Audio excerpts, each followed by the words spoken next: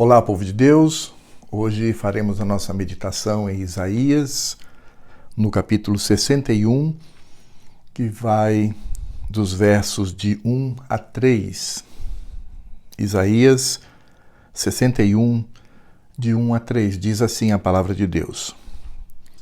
O Espírito do Senhor Deus está sobre mim, porque o Senhor me ungiu para pregar boas novas aos quebrantados, enviou-me a curar os quebrantados de coração, a proclamar libertação aos cativos e a pôr em liberdade os algemados, a apregoar o ano aceitável do Senhor e o dia da vingança do nosso Deus, a consolar todos os que choram e a pôr sobre os que em Sião estão de luto uma coroa em vez de cinzas, óleo de alegria em vez de pranto, veste de louvor em vez de espírito angustiado, a fim de que se chamem carvalhos de justiça plantados pelo Senhor para a sua glória. Esse texto de Isaías está tratando diretamente de Cristo, mostrando a sua obra sobre aqueles a quem o Pai escolheu. E aqui nós podemos perceber uma descrição tão linda desta obra que, obviamente, nos alcançou por pura misericórdia. E veja que aqui o texto começa falando sobre o Espírito do Senhor Deus que está sobre o ungido do Senhor. É claro que essa expressão, ungido, está intimamente conectada ao fato de que o Espírito Santo estava sobre.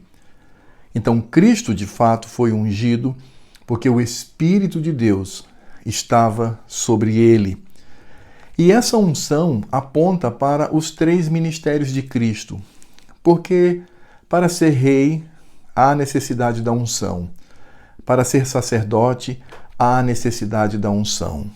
E baseados em primeira narrativa de Reis, capítulo 19, verso 16, nós vamos descobrir que o profeta também era ungido.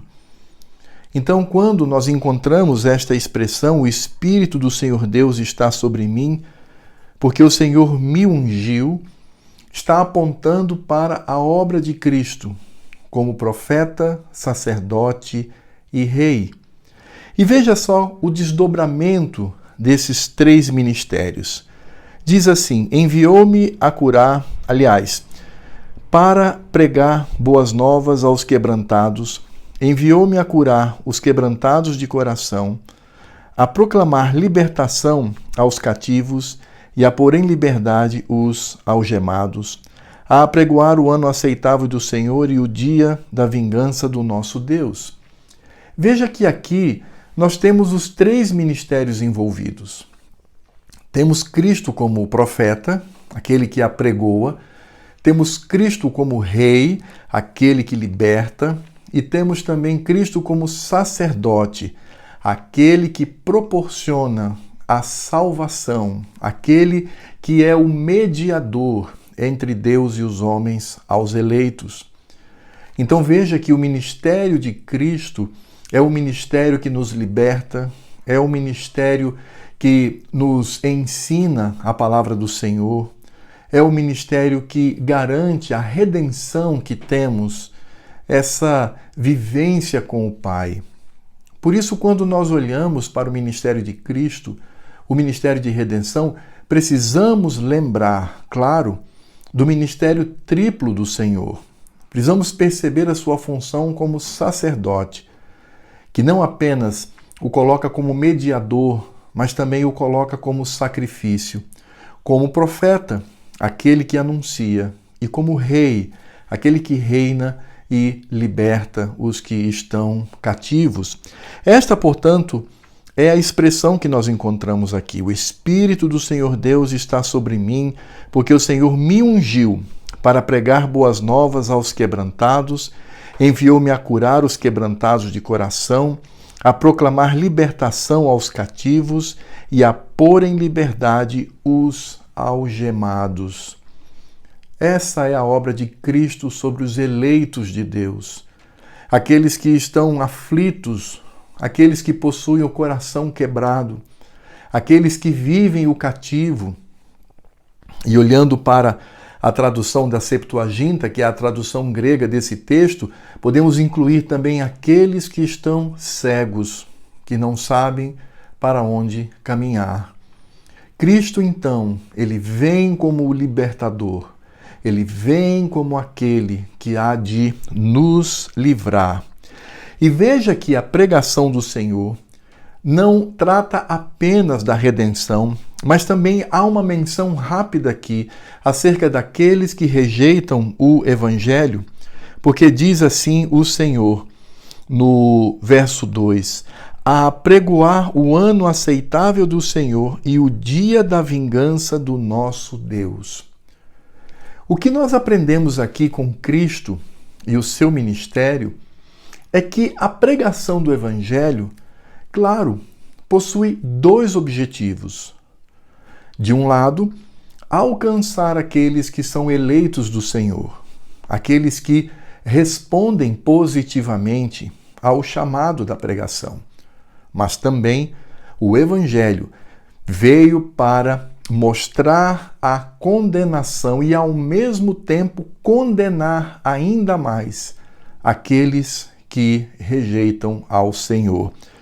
Portanto, o verso 2, ele fala do ano aceitável do Senhor. Esse ano apontava para o ano do jubileu, quando os escravos eram libertos, quando as possessões vendidas por dívidas retornavam aos seus antigos donos, quando havia ali alegria pela obra de Deus graciosa, a obra de libertação, a obra de retirar aqueles que viviam como escravos, tornando-os livres.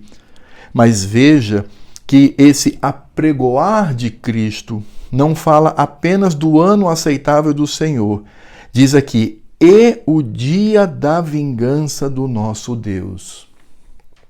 Essa expressão, ela traz também dois significados. Mostra a vingança do Senhor contra aqueles ímpios que não se renderam, que rejeitaram, que afrontaram, que morreram em seus pecados. E, ao mesmo tempo, fala que nós também seremos vingados quando muitas vezes fomos perseguidos por causa do Evangelho. Essa vingança do Senhor em nosso favor não é por nós mesmos, mas é pelo nome de Cristo que está em nós. Então o Senhor, ele vem como vingador e aponta para o tribunal. E de fato, nesse tribunal, nós eleitos teremos a consolidação, teremos a ratificação deste jubileu, desta libertação, desta obra de Cristo em nós. E os ímpios vão experimentar a cólera do Senhor, a ira do Senhor. Isso é evangelho. Assim é a pregação. É por isso que a pregação da palavra de Deus nunca volta vazia. Ela cumpre o seu papel. Ela cumpre aquilo que o Senhor determinou. Por isso, quando há a pregação e há pessoas que respondem positivamente ao chamado, a pregação cumpriu o seu papel. Mas quando pessoas rejeitam e elas não querem saber deste chamado, o Evangelho também cumpriu o seu papel. Por quê? Porque trouxe condenação. Cristo mesmo disse, aquele que crer e for batizado será salvo. O que não crê já está condenado. E veja que ali o contexto é também de pregação do Evangelho. É por isso que não há frustração. É claro que o nosso desejo é que muitas pessoas elas se rendam a Cristo para que venham glorificá-lo e louvá-lo com a sua vida. Mas não podemos ficar frustrados quando, ao manifestarmos a pregação do Evangelho, nenhuma resposta positiva ao chamado pode se encontrar ali. Ainda assim, a palavra de Deus cumpriu o seu propósito. E aí, mais uma vez, o texto vai voltar para os eleitos e mostrar a manifestação prática de Cristo sobre aqueles que são eleitos do Senhor. Ele diz assim: a consolar todos os que choram, e a pôr sobre os que em Sião estão de luto uma coroa em vez de cinzas, óleo de alegria em vez de pranto, veste de louvor em vez de espírito angustiados. Veja que há um paralelo aqui. E que paralelo é esse? É o paralelo entre o luto e a festa. O luto é um momento triste, é um momento de quebradeira no coração. É um momento em que, naquela época, os judeus se cobriam com cinzas. Era a época em que eles manifestavam o seu pranto, manifestavam o seu choro. Era a época em que eles, de fato, mostravam toda a angústia do seu coração. Esse é o velório. Esse é o momento de morte.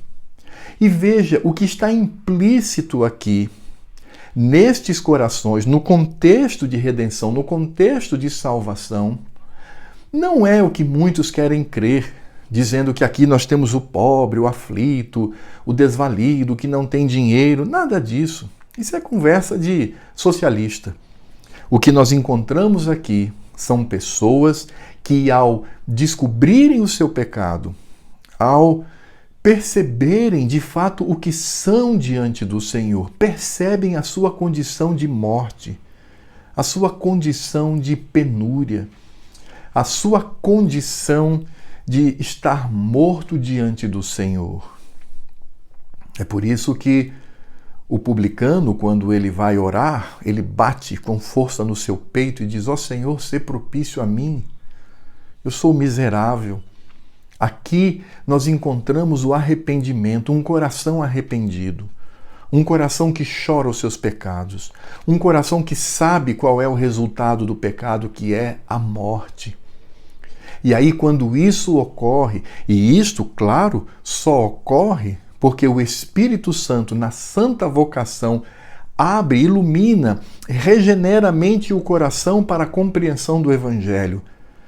Quando o eleito de Deus se encontra nesta condição de perceber que merece a ira de Deus e de que tudo ao seu redor tem o clima de um grande velório, de um grande clamor, de uma grande tristeza, temos então a atuação de Cristo sobre nós.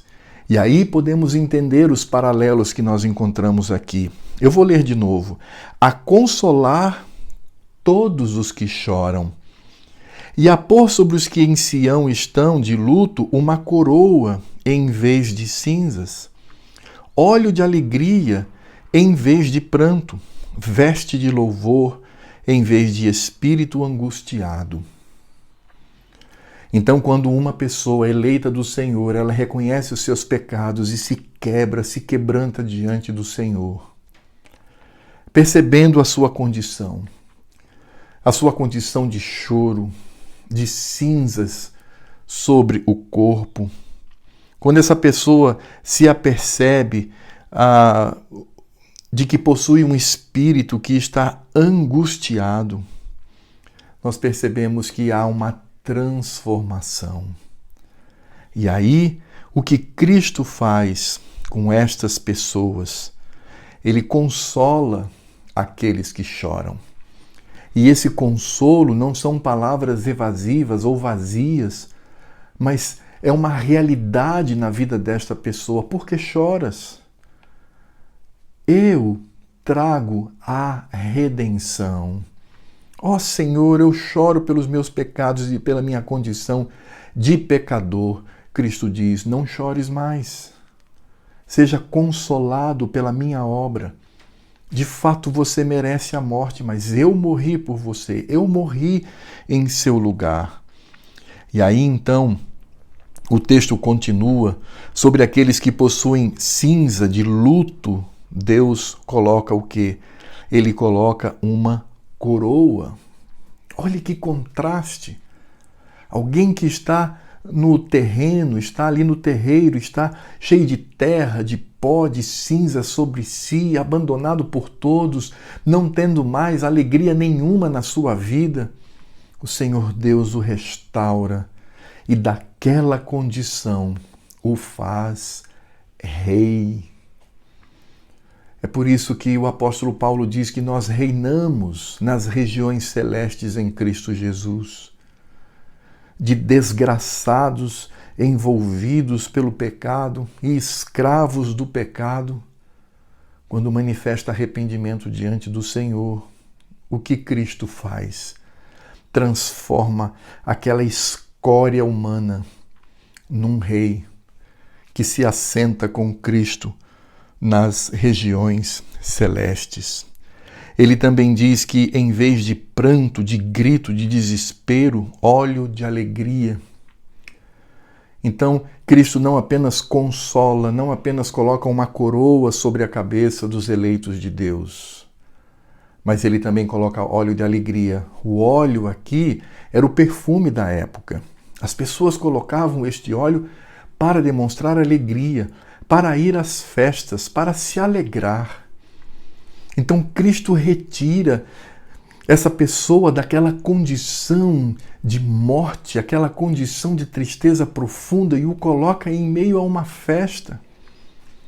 E nós, de fato, estamos vivenciando essa festa, mas ainda não com toda a sua intensidade, porque um dia nós estaremos nas bodas do Cordeiro, quando festejaremos com o Senhor, manifestando toda a alegria da salvação.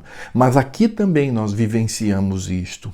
Nós vivenciamos esta alegria, vivenciamos essa festa que conta com a presença do Senhor.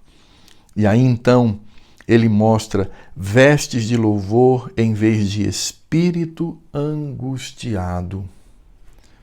Veja, consolo, coroa, óleo de alegria e também nós encontramos aqui vestes de louvor.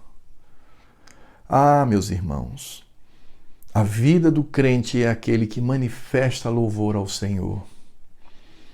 Vocês se lembram quando o salmista afirmou que o Senhor Deus se encurvou quando ele clamou e pediu por socorro? Ele estava num tremedal de lama. O Senhor o retirou, colocou seus pés sobre a rocha e ele então passa a louvar ao Senhor. E isto precisa se repetir muito na nossa vida, porque às vezes nós estamos numa situação de tanto aperto, de tanta tristeza, que nos esquecemos disto.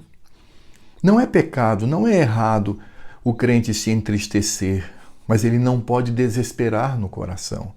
Ele não pode ficar desesperado na sua mente. E quando há essa tendência, ele precisa dizer como salmista: por que estás abatido, ó minha alma? Por que te perturbas dentro de mim? Espera em Deus, pois ainda o louvarei. Nós, de fato, louvamos ao Senhor. E isto significa ter sobre nós vestes de louvor. E aí, qual é a finalidade disso tudo? A finalidade está aqui no finalzinho do verso 3. A fim de que se chamem carvalhos de justiça plantados pelo Senhor para a sua glória. Esse é o entendimento que nós devemos ter, meus irmãos. Infelizmente, há muitas teologias por aí que colocam o homem como fim, o homem como finalidade. E certamente essas pessoas, ao trazer essa atuação de Cristo sobre os eleitos de Deus, poderia completar dizendo: tá vendo? Olha só que maravilha! Deus fez tudo isso porque você de alguma maneira mereceu esta obra. Nada disso. Veja que o Senhor, Ele nos transforma em carvalhos de justiça plantados por Ele mesmo. Em alguns momentos, existe a figura da videira, em outros, do trigo. Aqui são os carvalhos, plantados pelo Senhor. E por que Deus faz isto? Porque somos como um carvalho fortalecido por seu poder. Há um objetivo, e esse objetivo é único. Está aqui quando diz: para a sua glória. Você sabe por que você foi salvo?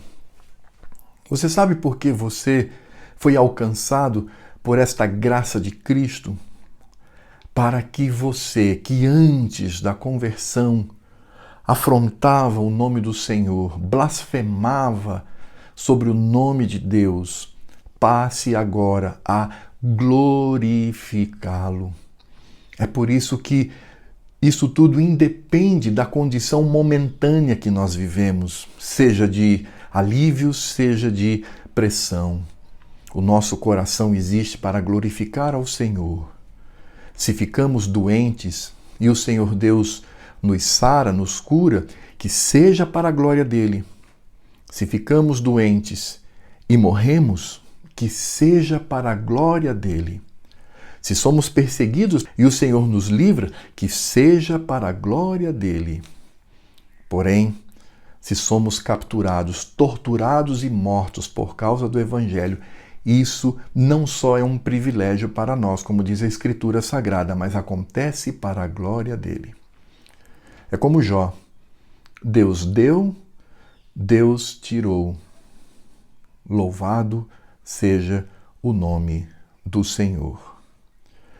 Toda esta obra que nós encontramos aqui se aplica sobre nós para glória do nome do nosso Deus, para todo louvor dito acerca do nome de Cristo, para que Cristo seja exaltado.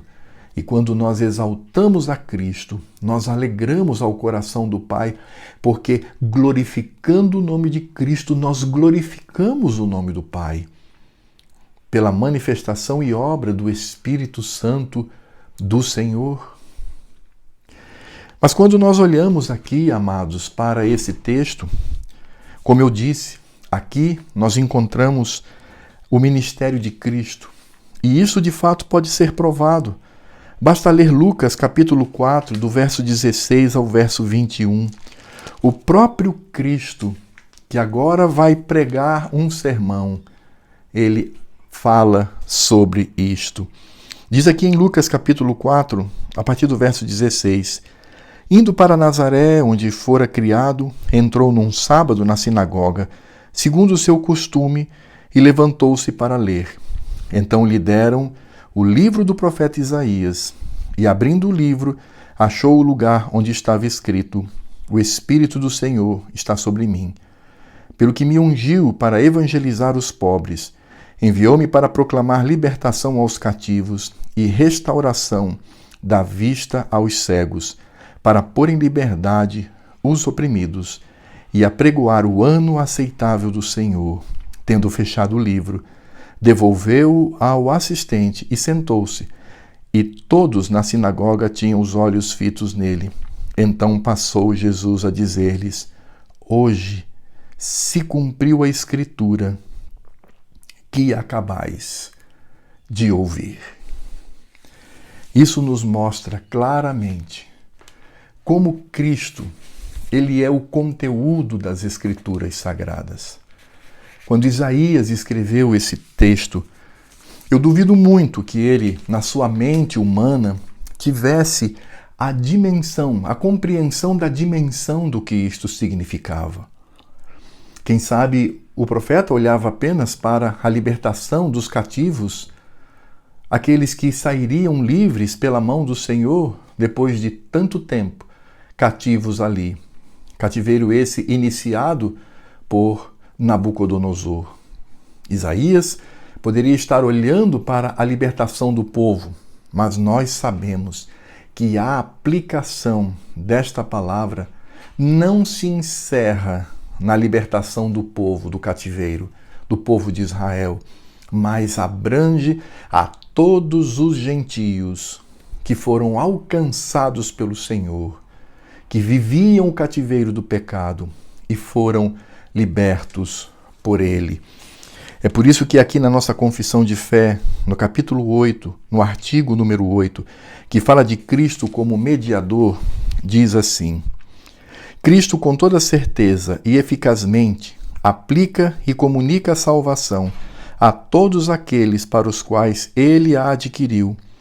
Isso ele consegue fazendo intercessão por eles e revelando-lhes na palavra e pela palavra os mistérios da salvação, persuadindo-os eficazmente pelo seu Espírito a crer e a obedecer, governando o coração deles pela sua palavra e pelo seu Espírito, vencendo todos os seus inimigos por meio de sua onipotência e sabedoria, da maneira e pelos meios mais conformes com a sua admirável e inescrutável dispensação. Esta é a obra de Cristo sobre nós. E é por isso que devemos fazer aqui algumas aplicações. A primeira aplicação é que nós não podemos nos esquecer que a obra salvadora de Cristo envolve os seus 3 ministérios. Precisamos colocar isso no nosso coração e na nossa mente, irmãos. Ao olharmos para Cristo nessa terra, ele foi profeta, sacerdote e rei. E ele continua como tal. São esses 3 ministérios, por isso nós vamos entender toda a dinâmica do Velho Testamento. Por que Deus levantou lá no passado homens para se tornarem reis, outros profetas, outros sacerdotes? Todos eles ungidos com óleo, porque todos eles apontavam para o sumo sacerdote, o sumo profeta, o sumo pastor. Então, não podemos, de maneira nenhuma, esquecer desta obra de Cristo. Todas as vezes que nos lembramos da obra de Cristo em nós, precisamos perceber ao Senhor da glória nestes 3 ministérios. O segundo ponto, irmãos, importante é o poder de Cristo para a salvação. Tomar pessoas escravas do pecado, pessoas que, pelo seu próprio desejo, manifestavam apenas ofensas contra o Senhor. Mas aí o Espírito Santo, o Espírito de Deus Pai, que também é o Espírito de Cristo, Deus Filho, ele vem e ele faz uma regeneração na nossa mente e no nosso coração para compreendermos a mensagem. E aí, então, ouvimos a mensagem, que é a própria palavra de Cristo. É como se Cristo estivesse falando. Todas as vezes que encontramos alguém pregando a palavra do Senhor, evangelizando, ali é Cristo falando por meio do seu evangelho. E aí então esta pessoa, ela é alcançada. É neste sentido, irmãos, que nós compreendemos que a mensagem do Senhor, a mensagem trazida, sempre há de cumprir o seu propósito. Lembre-se que nós só entendemos esta mensagem porque o Senhor atuou no nosso coração. E aí percebemos o ano aceitável do Senhor, o ano do jubileu, porque aqueles que rejeitam, eles verão apenas a ira do Senhor. E isso nos alegra, porque nós que somos de Cristo, que morreremos em Cristo, naquele dia no tribunal, estaremos do lado direito do Senhor, recebendo todas as benesses, os galardões, essa coroa maravilhosa que será colocada sobre a nossa cabeça. Ah, meus irmãos, alguém que está em choro, alguém que está com cinzas, alguém que está angustiado, alguém que está perplexo, o que o Senhor Deus coloca sobre nós é o consolo, a coroa, o óleo da alegria e vestes de louvor. E a terceira e última aplicação, irmãos, é que tudo isto em nós é para a glória de Cristo. Nós precisamos entender que seres humanos precisam ser diminuídos à sua condição real. Quando nós diminuímos, mesmo os crentes, nós não estamos forçando nada. Estamos apenas revelando a verdade, a nossa condição em nós mesmos. Por isso, nesse sentido, a obra de Cristo brilha mais e mais em nós. É por isso que nós, como crentes, o valor que nós temos está em Cristo. A alegria que proporcionamos ao Senhor Deus está em Cristo. A capacidade de fazer o bem e este bem ser aceito pelo Senhor está em Cristo. É por isto que tudo redunda para a glória do Senhor. E nos lembramos do que afirma o nosso catecismo. Qual é a finalidade do ser humano nesta terra? A finalidade do ser humano nesta terra é glorificar a Deus e desfrutar dele para sempre. E isto só é possível porque Cristo morreu em nosso lugar. Oremos.